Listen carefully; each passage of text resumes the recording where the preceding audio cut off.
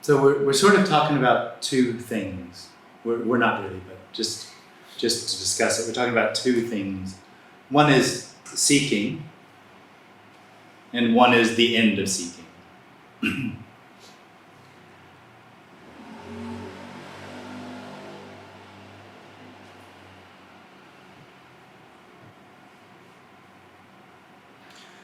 Seeking is an experience that arises out of a contracted energy in the body, which you call the knower. The knower seeks.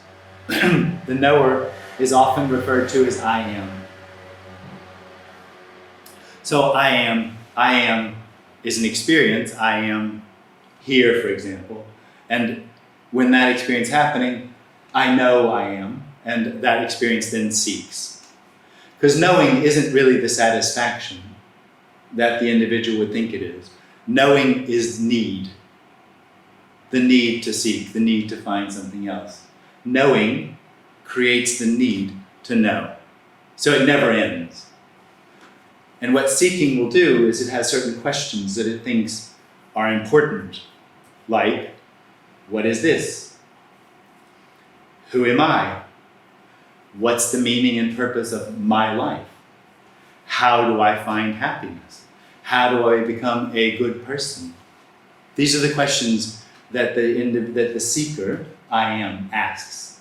And of course it's asking the questions because it doesn't know. But the basis of that experience is I know. Yeah.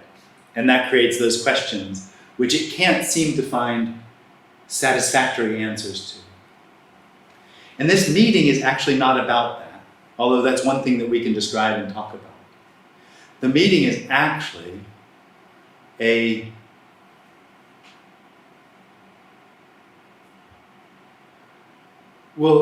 destruction. It's an offer of destruction of that seeking energy. And what it doesn't have, the end of seeking, is not anything what the seeker would expect, or what the knower would expect, or what the knower would want. So the end of seeking isn't an answer to any of the questions. So this doesn't have any of those answers. So there's no answer to what the meaning of life is. If there is, if you find an answer to the meaning of life, that will be seeking. That will be you following a path which will never end, because the meaning of life never comes to a point, because it always has to do with knowing, which is the need to know, which is moving on. Or the purpose, same thing, going on and on and on and on. Or who am I? Goes on and on and on, up to, and I'm not kidding, 13 levels of realization, 3 of them above the head in Buddhism, where the 13th is the oh, I don't know, I'm just being silly, but it really is that, they really do that. And that, you could say, is the reflection of what this will be if you seek. So as long as they're seeking, this gives what's sought. More knowing. That's all you can find, is more knowing. If you find money, it's just knowing. If you find more sex, it's just experience with another form of knowing. If you find spiritual realization, it's just more knowing.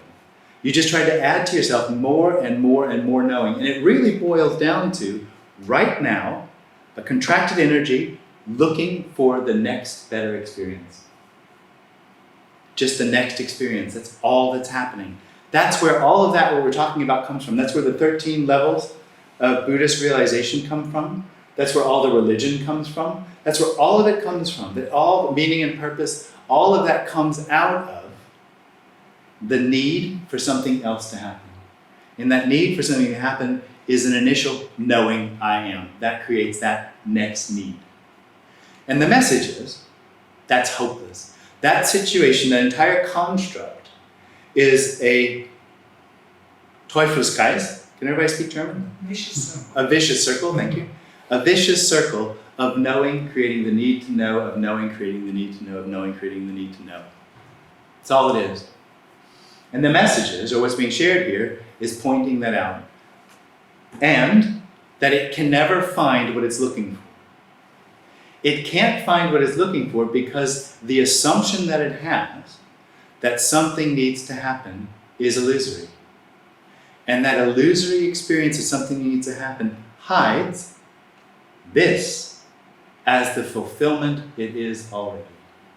Not as a knowing, not as an understanding, not as an experience or feeling, but as the end of the need for it to be anything. The end for the next moment. And this, as it is completely unspeakable. You can't say a word about it. It's not knowing, nor is it not knowing.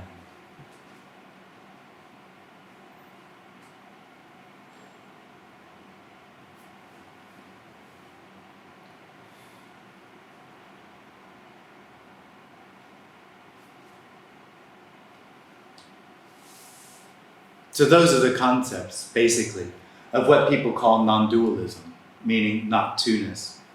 And the suggestion is there is only not two-ness. Even the experience of two-ness is not two-ness.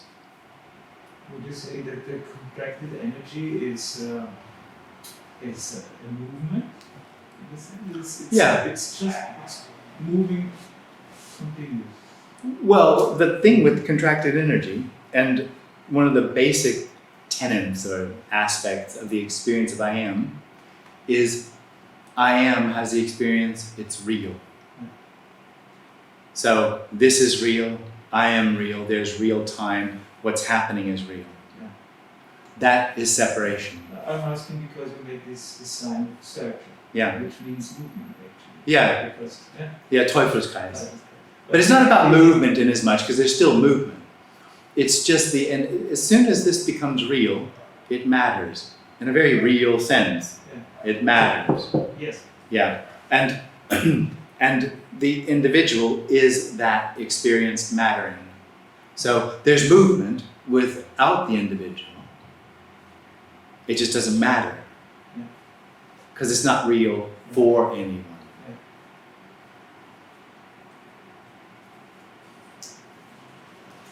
So when that move, when it's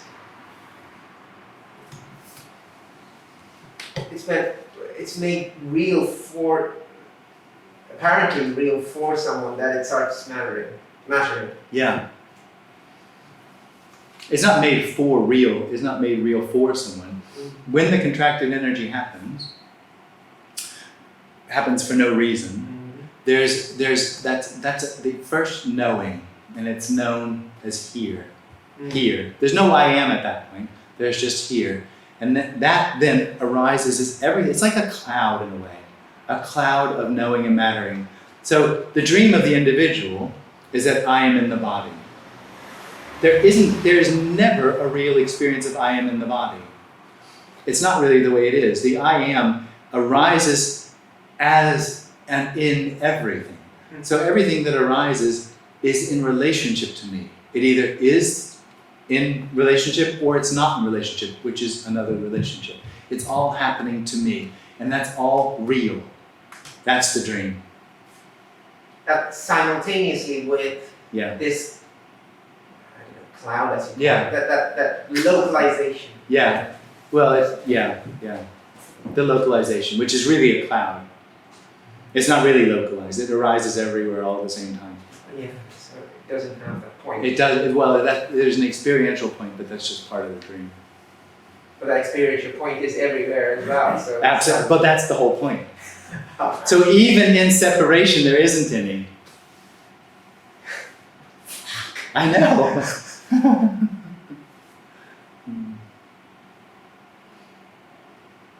That's why it's unspeakable.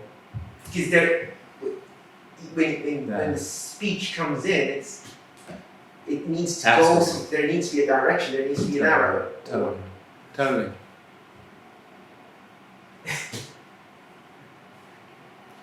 You talk about something.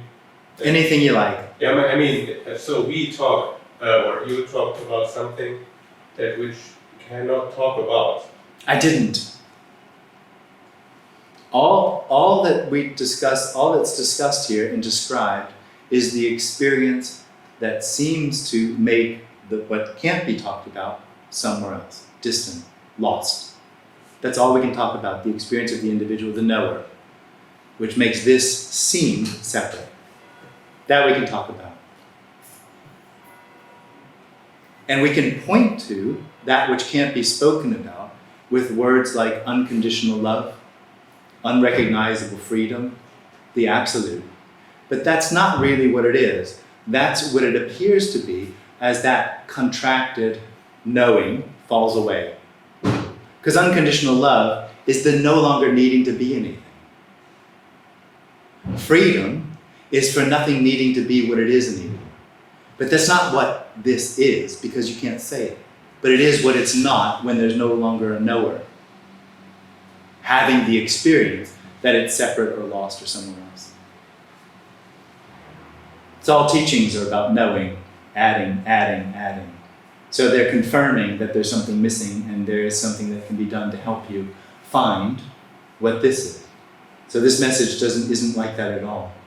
It points out that knowing is an illusion that makes this appear to be less than. And there's nothing anybody could do about it.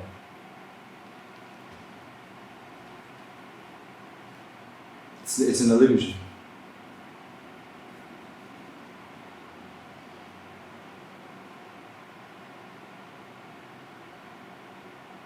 But then there is.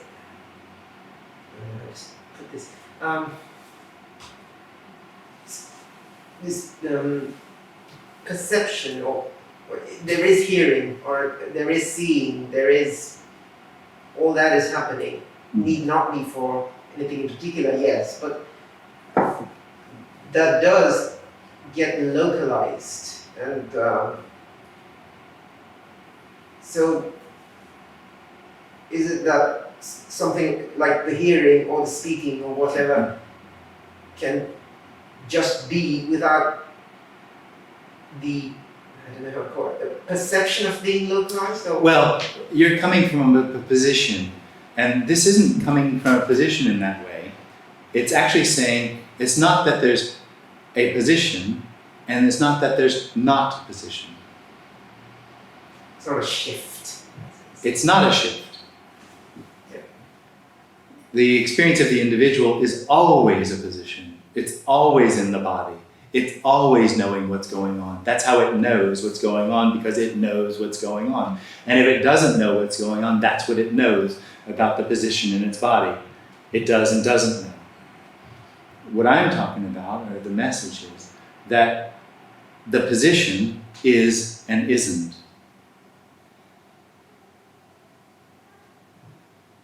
For the individual, it just is. So of course there's an apparent position. This doesn't not know Jim, but there's nothing that knows Jim. But there's nothing that doesn't know. It's unfixed. But it already, so we're not trying to make this unfixed. It's only that experience of knowing that comes in and goes, it's all knowable and fixed because I know what it is. That's an illusion. It's already unfixed, unknowable. This is and isn't. See, this is what you can't get a hold of. Yeah, it's absurd. It's Totally. yeah. But the observation isn't holding. No. Yeah. Yeah, it's like trying to grab water or something. Yeah, It's- or air. yeah, even worse. Yeah, even worse. You don't even have a recognition of you having it then. That's exactly. But that's the whole point. And that's what's the suggestion. There's no one there to know. So it is and isn't, because there's no one to know. No one saw it go from is to isn't, or isn't to is, or anything, or knows that someone does or doesn't know. There's just no one there. There's just what seems to be arising.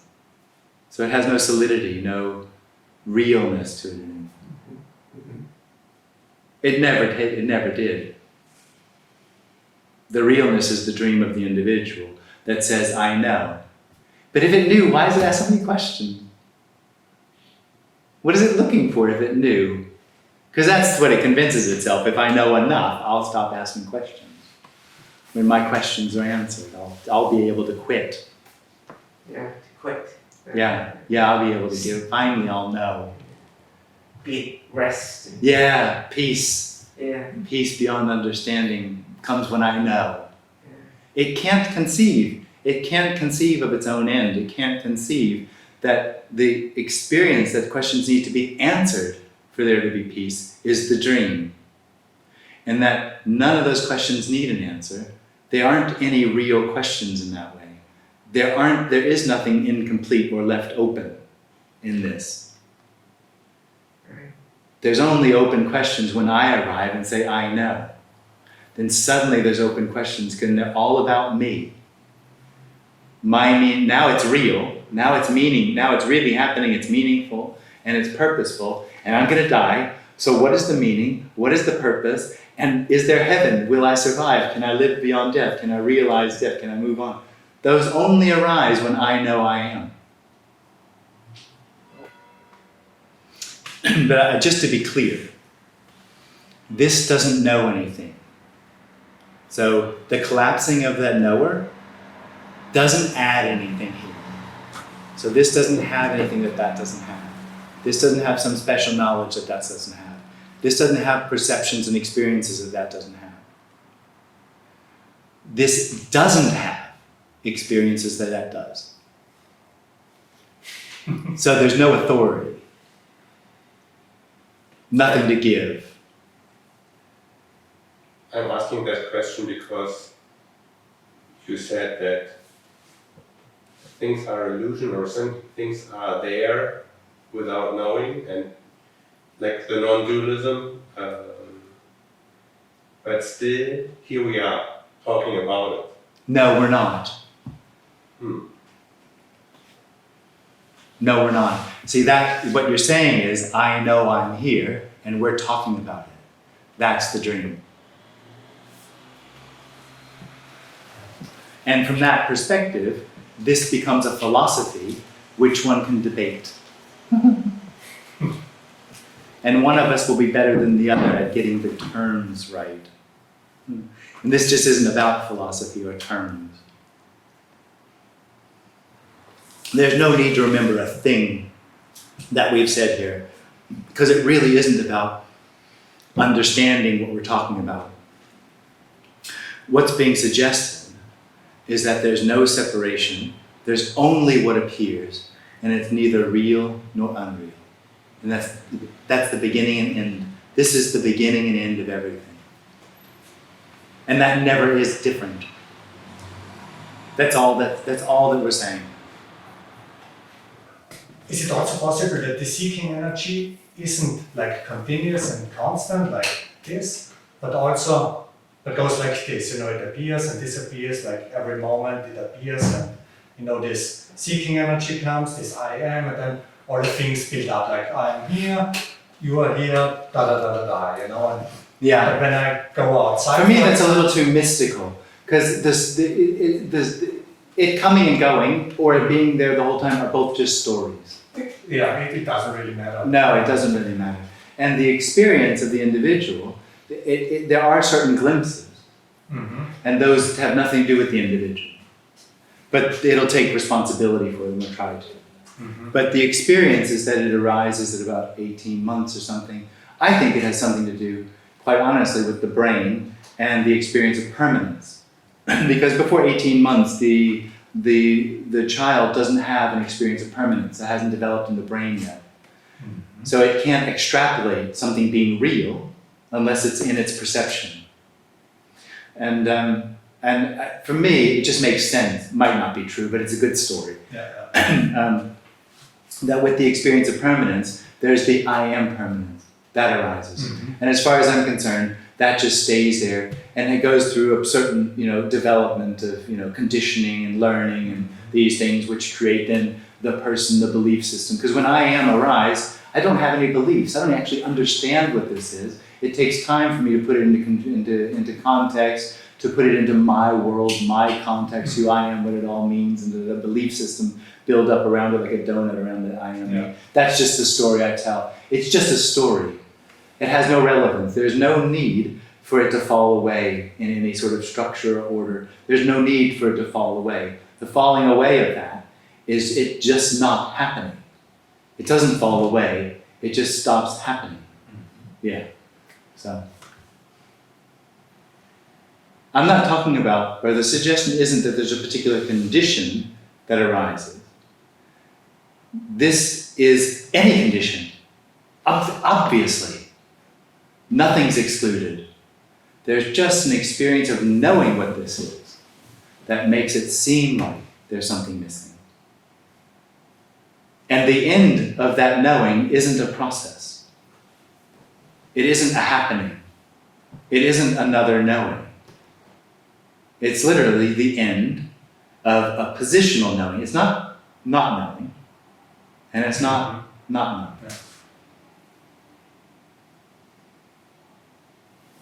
It is literally this. You knowing makes it appear as though there are two things, but there aren't two things. There's just what seems to happen, and it's not two. So there's an understanding of undivision, and the understanding itself is a division. So you can't. Well, just like I told him, you'll think you understand what this is saying until you realize that this doesn't understand what it's saying. I like that sentence. Yeah. And it points something out. Yeah. That reminds me of going to art galleries and thinking there are abstract meanings to. Oh, I know. Yeah. Yeah. No, I just threw in some paint and just so. Yeah. Isn't it so disappointing? Or when you hear about how Stairway to Heaven or Hotel California was written, you're like, oh man, how disappointing. It was planned. They just thought up some stuff and put it out. It's so obvious that nothing brings this about. There isn't real time that led to this. It's a dream. It's a dream that this was ever something else. So how do you put it into a context?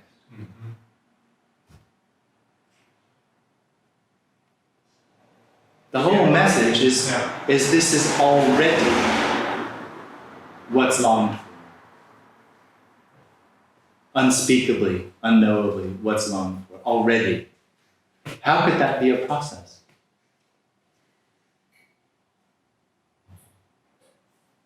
Sure, and I think even from a rational point of view, it doesn't make sense, because if you, for example, say, oh, there was drama and so on, and this led to that and that, it's also only very selective, because you would have to also include, at first was the Big Bang, and this and everything else, because... And if I told you the story, all you would get are reflections of this in the falling away of the dream. So unconditional love is only this in the reflection of the falling away of the dream, that there's a conditional love. This isn't unconditional love. It's unspeakable. So it's still a story, the falling away, because you can't say what this is. But none of those things, unconditional love, the end of me, the contracted energy, none of that is truly in relationship to this.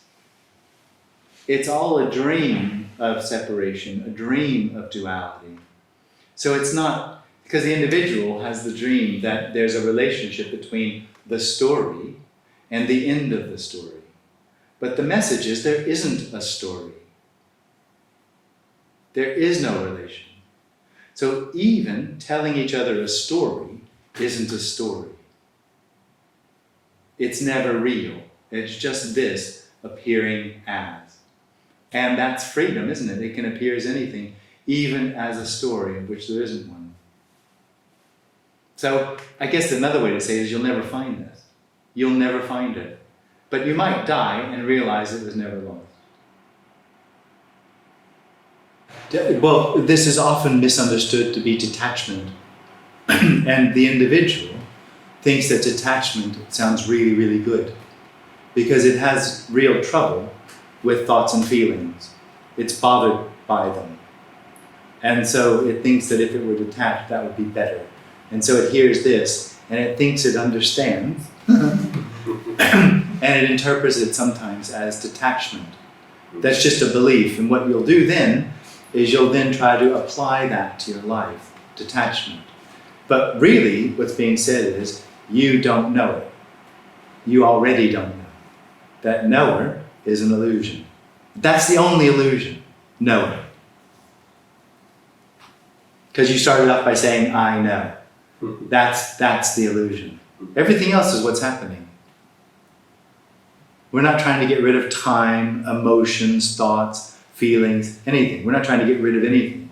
We're just pointing out that the illusory experience of knowing, like knowing you're sitting on the couch, makes this whole appearance seem other than it is.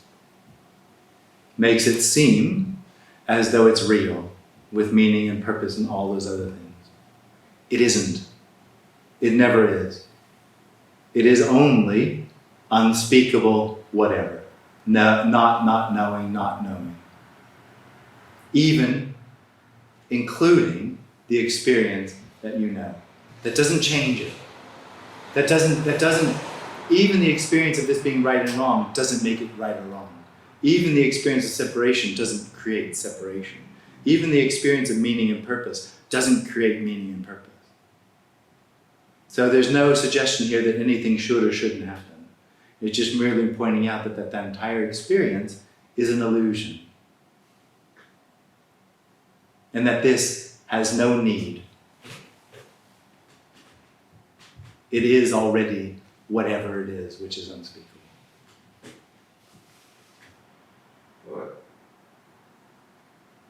There is no clear step-by-step, or there is no clear Position. Yeah, there is like No, there's no clear position.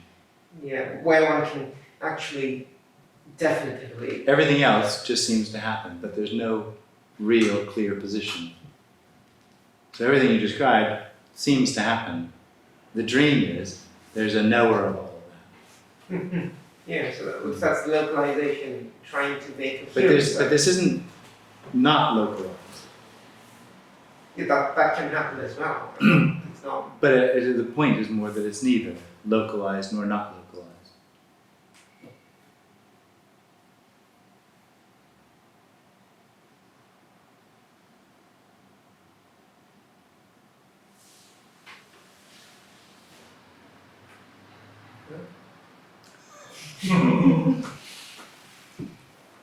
Well,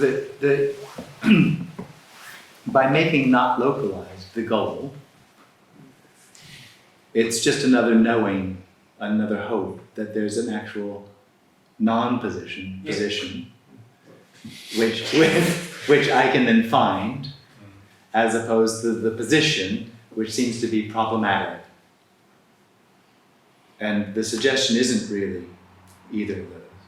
It is that there is neither a position nor a non-position. It's not about not knowing, nor is it about not knowing.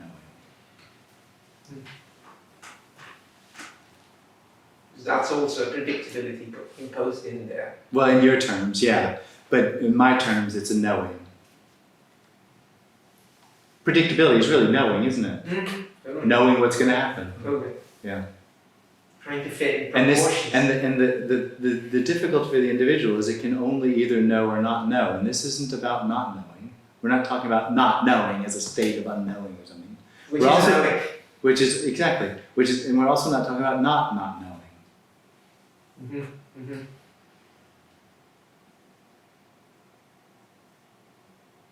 And what's left?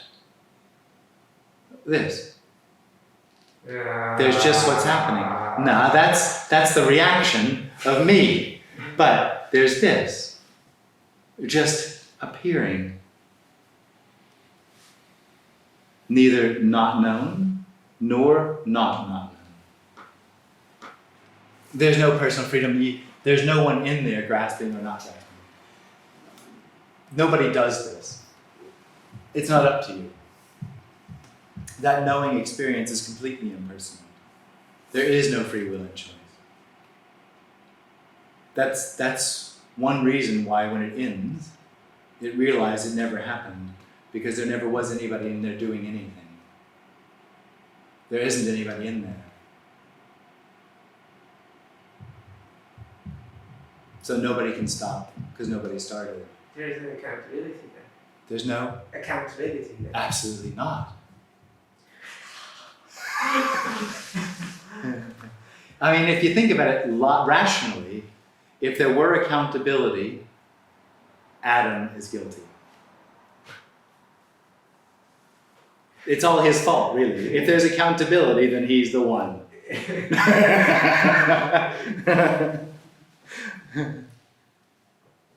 Randomly munching apples. Yeah. Well, we know whose fault that was.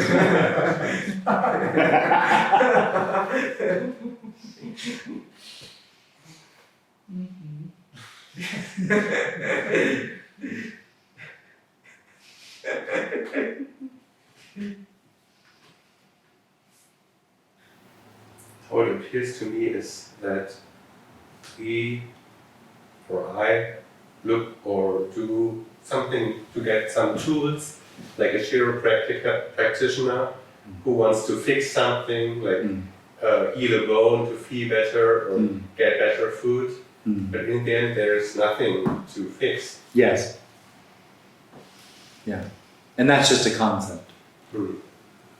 As long as there's a knower there, there's nothing to fix, it's just a concept. I think what the seeking energy does is it creates limitations. Absolutely. And then, and this as a first step, and the second step is to grasp which I like to have, which is limited in my opinion or in my fantasy. So everything is reduced to limitations. Absolutely. Yeah. And there's no way out of that system. Yeah. You Yeah. can't get out of limitations. It's all what I do and don't know. Yeah.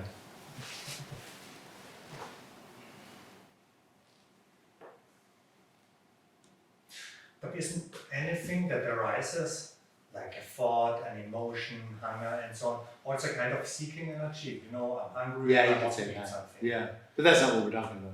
I mean, it's just a matter of terms. Yeah. Yeah. But I mean, in terms of how this seeking energy feels, is it like comparable to, like, for example? Not at all. Okay. Not at all. Okay. So, I mean, hunger, I guess, also arises here Yeah. in this body, Yeah. but is it also like, oh, I'm hungry, I want to eat something, you know, this movement, you know? Yeah, well, it might be. Yeah. Especially if we're talking about sushi. I also love sushi. Yeah. Because I imagine like that. Your difficulty is, Yeah. you think there's something really happening. And you think something's going to happen, which is going to make it go away. Yeah. Even if it's an unhappening. Yeah. Yeah.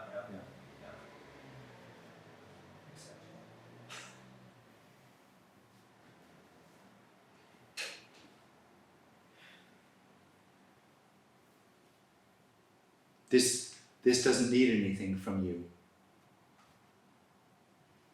It's not waiting for you to become the right way.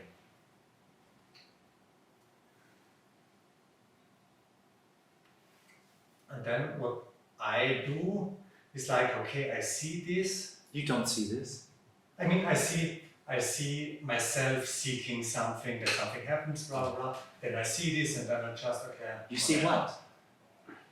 This, That you're doing that. that- Yeah. Exactly, that I'm doing Yeah, that. yeah. I see that. Yeah. I Yeah. catch myself doing Yeah. that, and then I'm like, okay, whatever, this again, you know, this seeking energy. Yeah. Yeah. And of course, then underneath, maybe, when I do this more often, then you know, it's going to happen. And then I see this again, catch myself doing this again, and then also, Yeah. and again, this again, you know, Yeah. and again, and again, and again. And then, of course, I can come to the conclusion that I just have to let go of everything and so on. But Because this you know is so much. also- Yeah. You have so much experience and you know so much and you've listened to so many teachers that you know there's certain ways you should and shouldn't be, and there's certain things that should and shouldn't happen, and there's a certain hope that if you get it right, then you'll find what you're looking for. Exactly. Yeah. Even that, when this comes to my mind, I still catch Yeah, myself. wait a second. And all of that is this. It's already this. And this doesn't care. It's fine, that whole story. There's nothing right or wrong with it.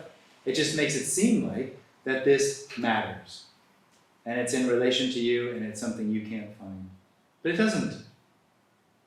It doesn't. There's just this.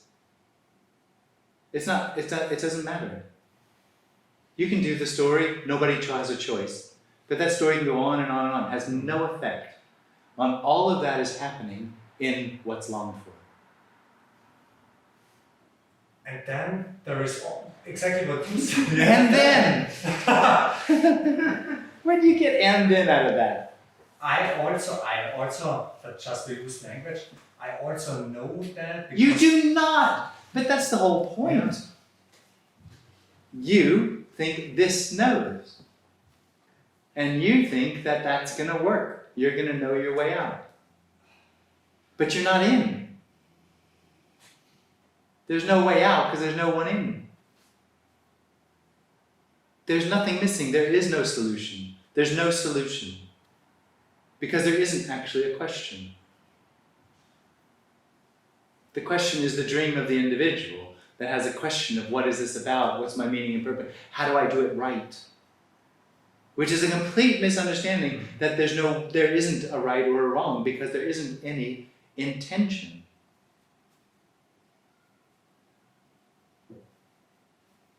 This isn't going anywhere. It doesn't have a goal, this. Inasmuch this is the goal. It's already. And if that appears as seeking a goal, that's what's happening. The message is, though, it's not necessary. Seeking a goal makes it seem like this isn't the goal. Still is. Makes no difference. Makes no difference if you go, yeah, but. Yeah. Yeah.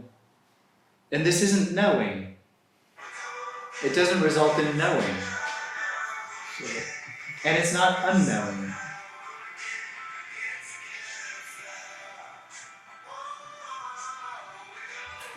It's just music. It's India. India? Wow. Maybe they were calling to give us the answer. I mean, there's an Indian. They must know the answer. The answer. The answer. That's right. Wasn't that sweet? And there's an Indian in there. It's authentic. He knows the answer. I'm apparently Indian. I'm not Indian or Well, you're good enough for us. I'm Indian in all three. You're apparently Indian. Apparently.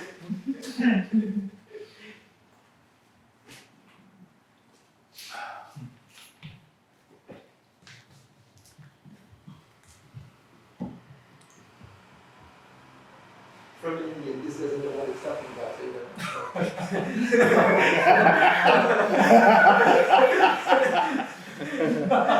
Oh yeah, now you're trying to look special.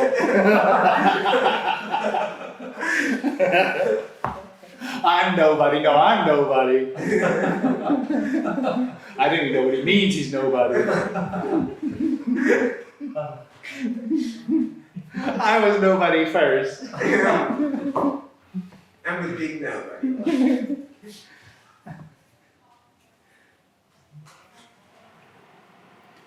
I guess you could say this meeting is a response to seeking.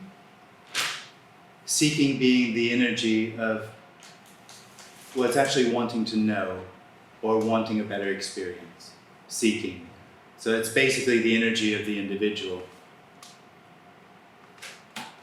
The individual being an experience of knowing. And seeking is seeking a better experience, which includes being a good person, having better experiences, trying to know enough to feel whole and complete, trying to make this be what that experience or what the feeling is says it should be or needs to be. Seeking is a response for the individual from a sense that this appearance isn't good enough. It's not the way it should be. There's something missing or something that needs to happen. And so seeking is an effort to bring that about, to make that happen, to make this what that seeking energy feels it should be.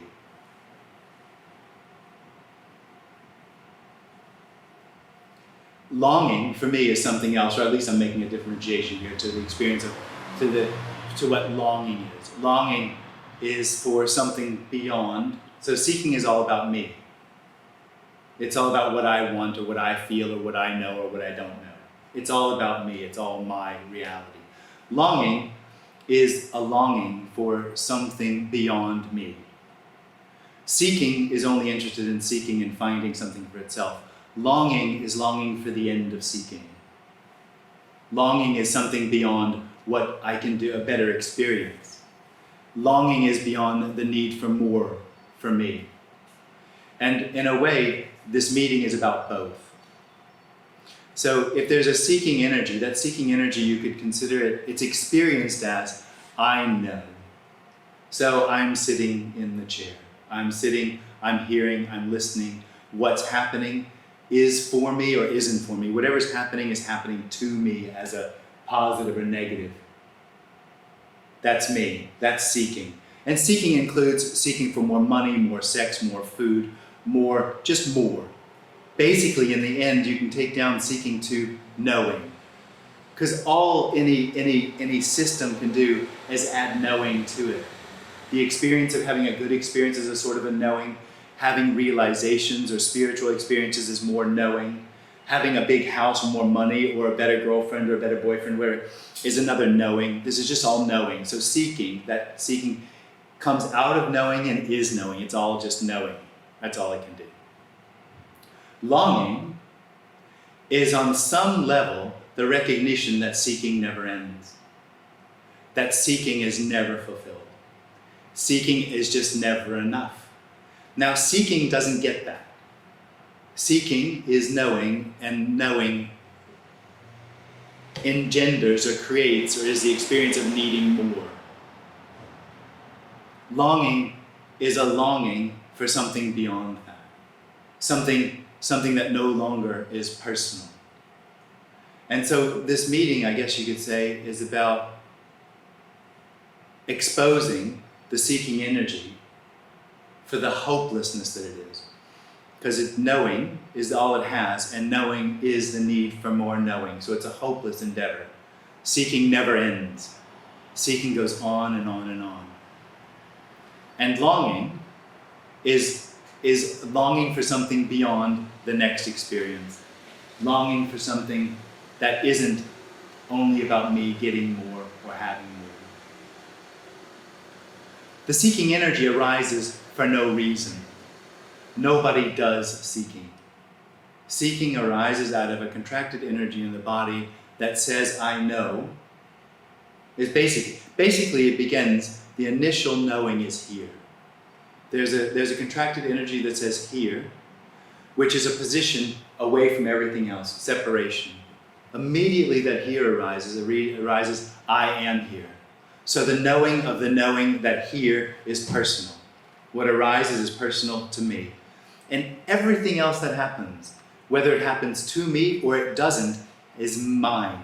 It's all happening within my reality. That's my experience, my life. And that knowing experience, being separate from everything else, has a sense of dissatisfaction to it, has a sense of the need. A need to protect myself, a need to become, a need to find. And really what's longed for, not by the seeking energy can only look for more. What's really longed for is the end of seeking. And that's the other part of this message. So the seeking energy is a hopeless energy because it's trying to find enough not to need to know anymore. But it is itself the need to know. It's hopeless. It's truly hopeless. Not my fault. It's just the way it is. But there is something else that can arise, and it seems to be arising more these days than ever before. You wouldn't know it at this meeting, but there are more and more people interested in this message because the seeking is obviously a dead end. Seeking just never fulfills. And there's something else that arises, which is then longing, a longing for something beyond more. And the longing is the end of seeking. The problem is that it isn't anything. What's longed for isn't new, isn't more, isn't another experience. What's longed for is what can't be owned, can't be known, and in that sense can't be spoken about. It would be impossible to call it unknowing, because where would unknowing be? But it's certainly a not knowing. And but it's not a not knowing as a position, it's a not knowing and a not knowing. So what is not knowing, and at the same time, it's not knowing. So longing isn't for more, longing is for this.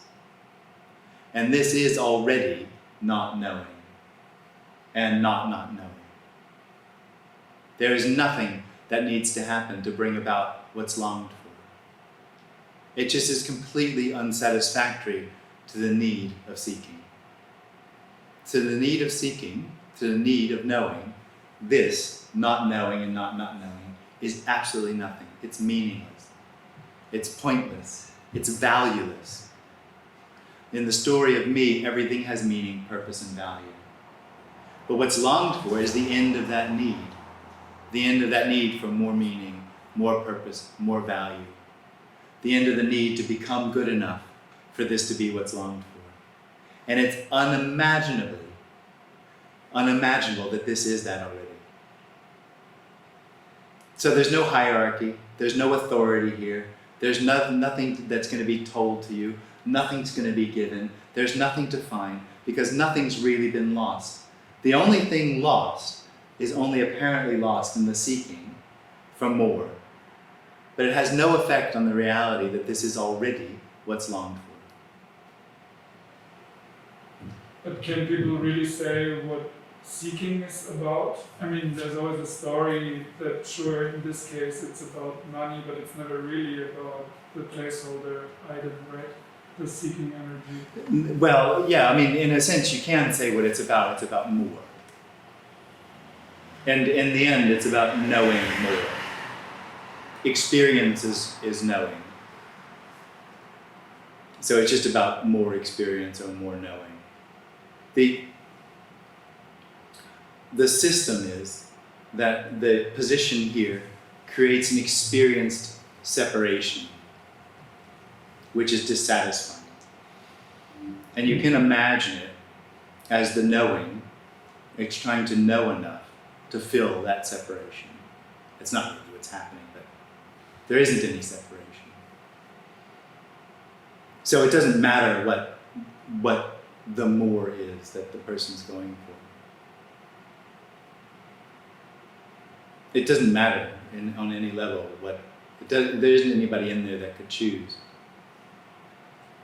There isn't a real person.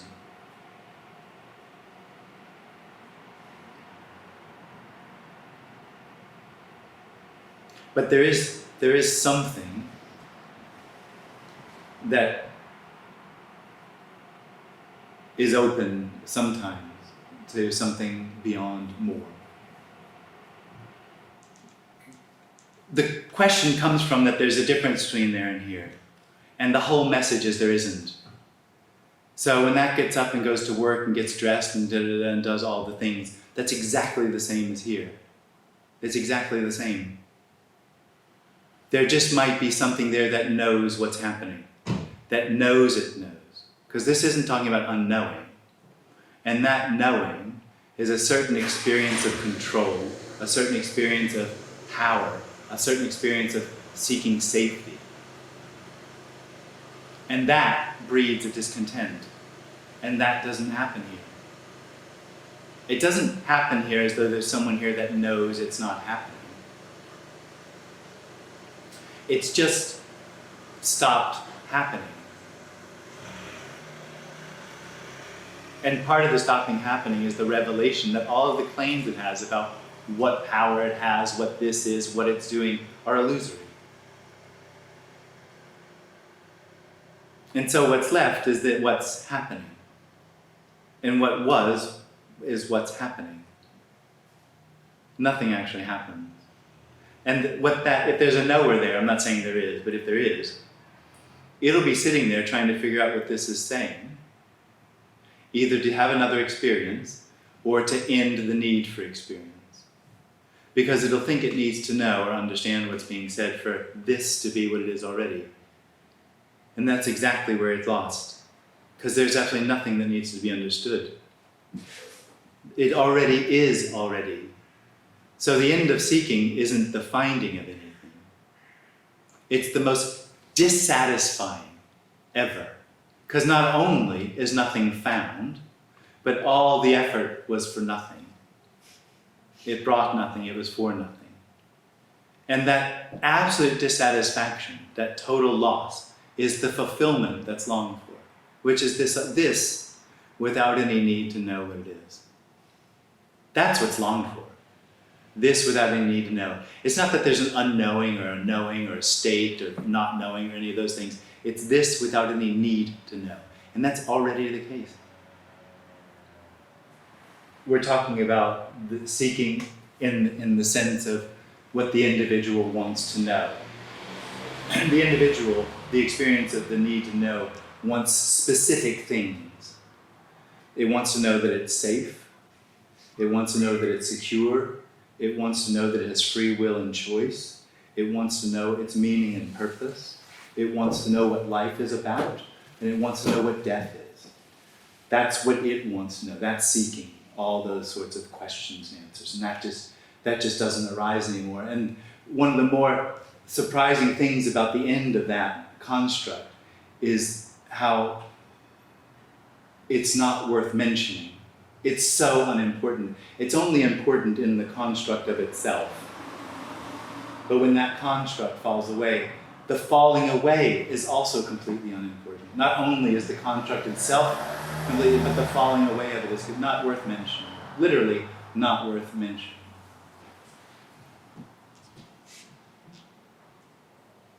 It has no value. Which is a horrible thing to tell the individual, the seeker, that it has no value. But even worse is, because sometimes it can have a negativity about itself and go, oh yeah, I have no value, I get that, that's my value. But this has no value. The appearance, what's happening has no value. It's just free. So there's no seeking happening? You're not listening, or what? What's going on here? I gave a long answer of no, but I did say no a couple of times in there.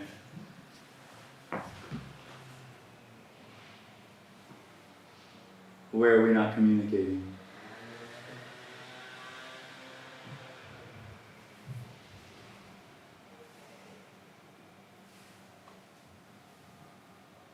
Maybe I misunderstood. Excuse me? I said maybe I misunderstood. Well, seeking comes out of a contracted energy which says, I'm here, which is the first thing that's known. And that knowing, which is happening, if there's someone there, that's what's happening. I know I am. It's the basis of the whole experience. It's the first thing that's the first thing in the whole of appearance that's owned. It feels like it belongs to you. And it's like a comfort blanket. So you protect it. It's like, ooh, it's my, I know something. I am. It's really important. It's valuable. I have something valuable, and that's me. And what I think and what I feel. That includes what I don't think and don't feel. So what does happen to me is equally as important as what doesn't happen to me, because that's all my knowing about who I am and what I am. And what we're talking about here is that experience of knowing is an illusion. Out of that comes the whole seeking energy, and it's illusory. It's a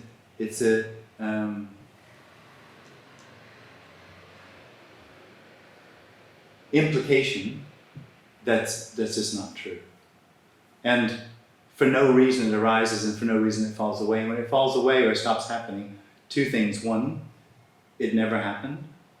And two, there's no more seeking. What would you seek? If this is what's longed for, what's there to seek? If there's no separation, where would you seek? Seeking is just trying to find something else. When there's a revelation that there isn't anything else. The individual lives in a very simple, but to itself complicated existence. Complex. So something else for it is hope. What it doesn't know, but it's so easy to show, hope is death. So hope for it is real time. In time, I will find what I'm looking for. In time, I'll be able to add more knowledge and knowing to myself. And in time, I'll become a better person or whatever I'll be able to do through free will and choice. But it doesn't know its real time is death. The biggest problem for it. So it wants what it doesn't want. It loves what it hates. It's all just for itself complex. From outside, it's very simple. Knowing, which is the basis of the experience of separation, is actually the need to know, but is experienced as a positivity. So this message is heard as a negativity, because the message takes away or undermines the knowing as the positivity for the individual for itself. But knowing is like at the same time the need to know. So it's just in a very, very small circle of the individual. Thinking that what it does or what it knows is really important. And that's what it lives in. Not as a choice. And when that stops, there's no seeking. And it's revealed there never was anything to seek. There's never anything lost. There's nothing to find. The whole story is a dream. The whole story that you came early or late and you decided to get up early or late and this happened and that happened. It's all just a dream. It didn't happen to you. It happened, but it's this appearing as a memory of it happening. There's no real time for anything to happen. So there's no real time in the future for anything to happen. So where would you seek? Seeking only happens with the dream of itself. The dream and the dreamer are the same thing. And that's the only place where real time is. It's a dream, real time. So when there's no real time, what's to seek? So intuition, it'll take ownership of that and manipulate it. It's curiosity, it'll take ownership of that and manipulate it. But it seems to me as well, as like you said, that the curiosity isn't a personal happening, that it just arises on its own. So the new iPhone would come out even without an individual. Yeah, but it's interesting that you say that because it feels like to me that a lot of the high achiever kind of energy and the just inventing, just needing the energy of having something new seems to have a relationship to this never enough seeking energy. But I don't know if that's true. Okay, yeah. So what you're saying is that the me energy just comes in afterwards, basically claiming this happening. But it does energize certain aspects of it. So for the individual, emotions and feelings are troublesome because what it does is it has a system of belief about what is acceptable, what is unacceptable, what it does and doesn't want to experience. And so it stands into relationship with everything that arises, and emotions and feelings are the closest to it. It can't differentiate, it picks everything up. So it'll pick up a pile of shit and be just as interested in that as it picks up a pile of gold. It can't differentiate, it can't do it. And so being in relationship, it creates its own hell, in a sense, in that it has to investigate shit as much as it has to investigate gold because it can't tell the difference. And because it doesn't like this, it'll create another different relationship to it, giving it energy. Creating neurotic, so if you have thoughts that aren't acceptable, it will then try to push them away or put them into a category. So it can deal with that, because what it's trying to do is be good enough really in the end. And it does the same thing with anything else that arises. What are we talking about? I'm clueless. Curiosity. All right. And so it does that with curiosity as well. It'll pick it up. But I don't see why there wouldn't be traveling to Mars. I don't know why Elon Musk wouldn't still create space Well, X? I know, I guess, more people with this kind of high achiever energy than the average person would, and it, like, neuroticism seems to often be paired with that. Yeah, but it could very well be that without that need to know, that energy to control, that freedom to create would even be more. Possibly, yeah.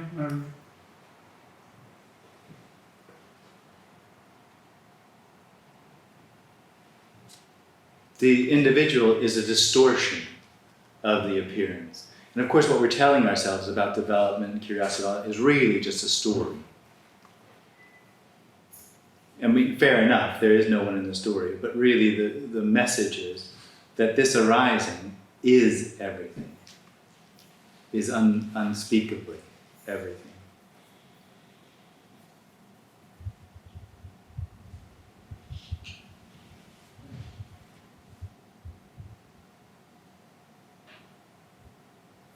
It doesn't seem to me, though, that if there weren't any me, there wouldn't be wars and famine and rape and all these other things. Yeah. That doesn't seem to me to come from me. Yeah.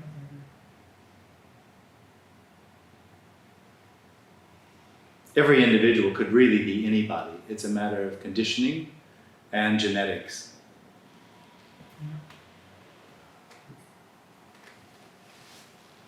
But this doesn't know anything about this. That's basically what the message is. It's not knowing, and it's not knowing. It's completely beyond the ability, it's not understandable. I know it sounds certain, but this doesn't have any certainty. It doesn't even know what it's saying. That doesn't either.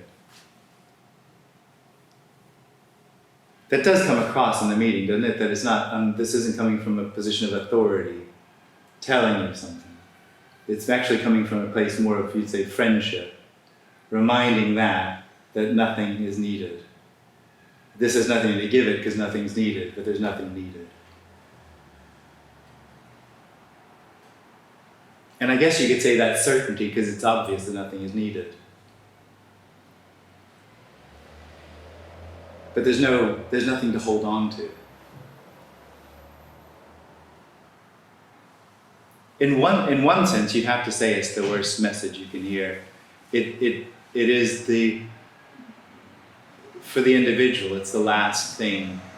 Well, it can't hear it, but it would be the last thing. It confronts all of its worst fears. That there's no meaning and purpose. There's nothing to hold on to. There's nothing for it. That its whole experience of solidity, its whole experience of knowing is a dream, has no reality except in and of itself. That's it. And in some ways, it's hard to deny that. That the only knowing, which is the only solidity that experience of the individual, is the individual's knowing. There's nothing outside of it. Because you said the word contracted energy and I wasn't sure if I... Ah, okay, yeah. I guess I did talk about energy. There's a contraction in the body. And like I was talking to him, it's really only recognized when it falls away. And there's certain knowing is a contracted energy. The sort of knowing that I'm talking about. And that contracted energy is the Ursprung, the beginning of the experience of separation. It's the contraction energy is a knowing. The first thing that's known is here. So when that falls away, then it's being freed up, or? Yeah, it is. Yeah. Yeah, it's exhausting being an individual. The individual's full-time job. It's a full-time job because it is monitoring everything all the time. Because it's not only is it trying to protect itself, but it's trying to be a good person, whatever that means to it. And that includes emotions and feelings and things about what it can and cannot think and how it should and shouldn't act. So it's a full-time job. It takes a lot of energy. What's the state like when it falls away? Well, there isn't one. This is that. What you're really asking is, how do I know when there's no one left to know? And really what you've done is you totally described the experience of the individual. Because the individual, because it knows everything, it'll put what we're talking about here somewhere else, because it lives in somewhere else. That's hope for it. And it'll put between it and somewhere else a process for it to become this.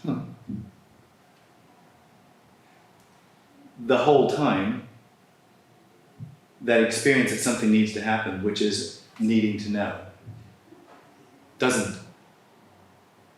There is no need. That need is an illusion. And everything that comes out of it, meaning, purpose, the whole story of my life, the whole dream, I was born, I live, I'm going to die, I have friends and not friends, all this stuff, that all is an illusory, is an illusion. It's actually not really happening. Not really happening. It appears to. We're not getting rid of it. We're just saying it's just an appearance. So nothing needs to happen for seeking to end. It's the dream of the individual that can't imagine, first off, that this, what we're talking about, could possibly happen to it. Because it has to be a process, it has to be closer, further away, or whatever, it has to be a part of it. And it's convinced something has to happen. The end of seeking is not a happening, it's an unhappening.